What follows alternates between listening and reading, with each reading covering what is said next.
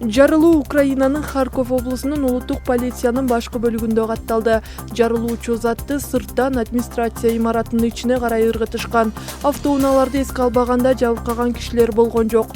Кырсык болгон жерден диаметри 25-35 сантиметрлүү түтүкчө табылып, полиция башкармалыгы муну ээн баштык деп сыпаттоодо. Күчү 400-600 граммдык тротилге тете болгон жарылуу боюнча иликтөө иштери башталды.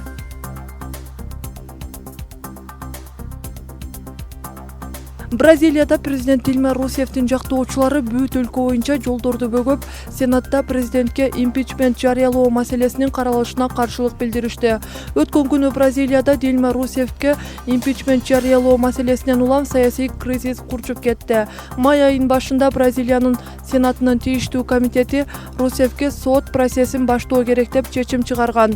Дильма Русеф салык мыйзамдарын бузган жана 2014-жылы шайлоо өнөктүгү учурунда мамлекеттик бюджет менен манипуляция жасаган деп айыпталууда. Русеф өзүн ак деп билдирип, ал эми каршылаштарын саясий алдамчылык кылууда деп айыптоодо.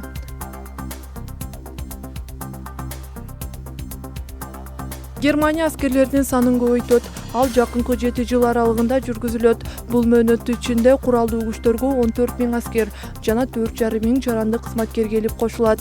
Бул кадамдар акыркы жылдары бундесверлердин аскерлери дүйнө жүзүндөгү операцияларга көп катыша баштагандыгы менен орун алууда. Мисалы, немис офицерлери жана жоокерлери НАТОнун аракеттерине катышып, жер ортолук деңизине качкындарды куткарууга чыгышкан.